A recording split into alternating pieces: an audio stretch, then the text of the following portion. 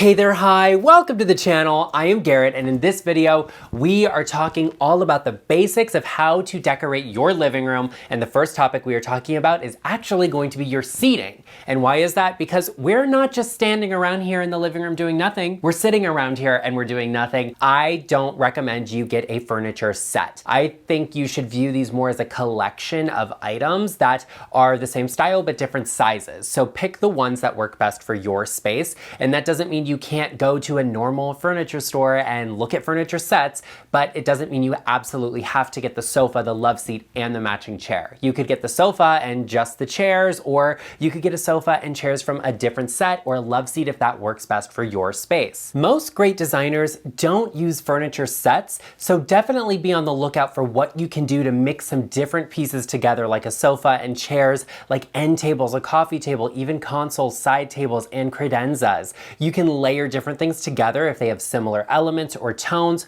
or even mix and match accessories to pull those things in together. And allow your space to have personality, to have visual interest, and to feel curated instead of just purchased. This is one of the #1 ways to make your living room look designer, look polished, look luxurious, without it actually having to be incredibly expensive, because you're actually buying a little bit less furniture when you don't get the set. Let's talk about your rug. Rugs are like the shoes. They make the outfit, right? You can pull anything and you look together with the right pair of shoes, and that is your rug in your living room. Now there's two things we need to talk about. One is style and color, and the other is the size. The size has been addressed a lot, and most luxury designers say to put all of your furniture on the rug. However, I don't think that always works, because sometimes it's very difficult to find a rug that's large enough, and sometimes that's just not the look you're after. If you want something that really has that ultra luxury feeling, is a little bit more contemporary or polished, yes, putting all of your furniture on the rug is a great idea. However, I also recommend considering putting 75% of the visual weight of your furniture on that rug. So put 2/3 of the visual weight of your furniture, that's sofas, chairs, onto the rug. That way you're building an element, a layer, you're creating a little bit of character by doing that, and your space has a little bit more of a casual feel to it, which is really wonderful. Let's talk about the style and color of your rug. The style, I don't think you have to be super specific on. If you have a lot of other busy things happening in the space or contrasting colors, you may want to opt for something that's a little more minimal in its style and overall design, but the color, I think you have the opportunity to have so much fun with. You can add a pop of color into your space with your rug, and you can also make your color scheme feel intentional by choosing a rug that incorporates some of those colors. The one thing I have to say when it comes to colors and design, if you haven't already checked out some of my amazing color videos, is that you don't want to have things be too matchy-matchy. Find colors that are similar. They don't have to be identical, just really close to each other, and that's good enough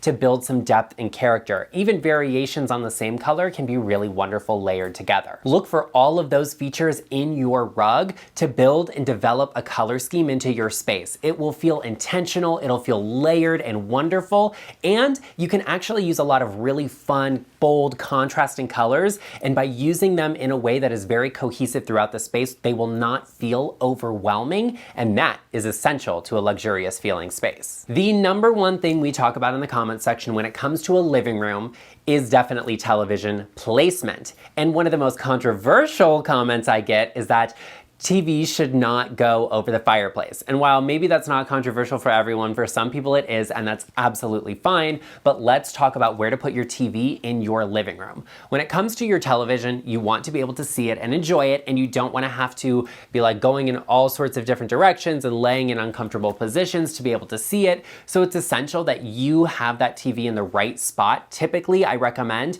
you hang it in line with your site. And how you would go about doing this is sit down on your sofa, find something that's in the right spot, and then go measure it. That's the center of your television. That's a great way to figure out the placement of your TV and the height it needs to go. But you also need to address the layout of your living room to determine the placement of that TV. It doesn't necessarily have to go over a fireplace, but it can if you're using a recliner of some sort because you're laid back a little bit. The TV should be hung a little higher. That's really wonderful. But also, if your living room is quite large and you're pulled back far enough, having your TV above a fireplace can actually be a great place for it. Now, Now, if you don't like that, which many people don't and is completely understandable, I recommend hanging your television to one side of the fireplace, or for an example, in my living room, I actually have a corner in the space that you can't see when you first enter, and that's the perfect spot for a TV because it still allows my living room to feel beautiful, elegant, refined, but I don't have to see a TV when I first walk into it, and that's great for me. Also, it's worth putting a little bit of money behind the television you bring into the space because having something that's really slender and close to the wall is going to be beneficial for you. Even if that means you splurge a little bit and get a frame TV and a gorgeous frame to go on it, or you opt for something that has a really flush mount. Maybe you even have your mount recessed into your wall. Definitely have a contractor out to talk about what's possible to do. But those can all be great ways to have that television on your wall without having it feel obnoxious or intrusive into the space. Let's talk about a focal point in your space because many of them have them. This could be a great window with a beautiful view, or this could be something like a fireplace. Any sort of built-in feature like this can serve as a focal point, but not every space has them, and we can create them if you want to. You could do things like use a large piece of artwork or an oversized mirror. You could add in an electric fireplace, which maybe is not everyone's personal taste, and that's absolutely fine. You could add a linear fireplace for a contemporary look.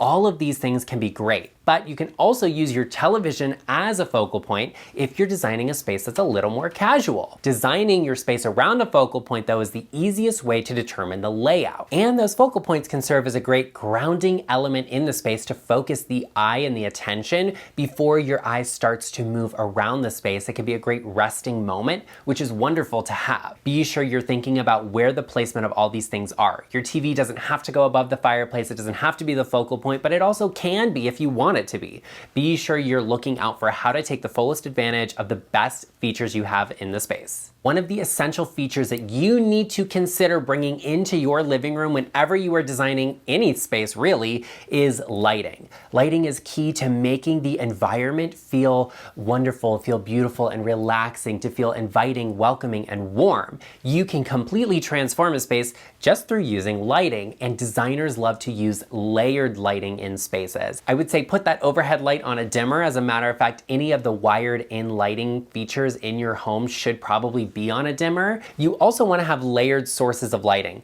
Sconces, picture lights, floor lamps, table lamps, all of those are great sources to bring into a space. And I always say have 3 forms of lighting in the space. Your overhead fixture is one, maybe that table lamp is another, and you have a task light for reading, and that's a third. Those 3 build layered lighting, and you may want to spread them out through the space so every area has some form of warm lighting. And that's another thing to remember. You probably want to stick to around 2700 as far as the temperature of lighting goes, because you don't want a space that feels very cold and very bright, because it will feel cold and it won't feel super welcoming and inviting, as where warm light definitely does that. So be on the lookout for adding 3 lighting sources. More is better, but 3 is your minimum, and make sure those lights are warm to create a mood, to create an atmosphere, and to create a space that's enjoyable. And remember, natural lighting is great, but it's not one of those 3 sources. Now that you've gotten all of those basics down, be sure you check out my living room layout video to determine where all of those pieces are gonna go, because a well laid out living room is the key to a beautiful space. And I will see you over there.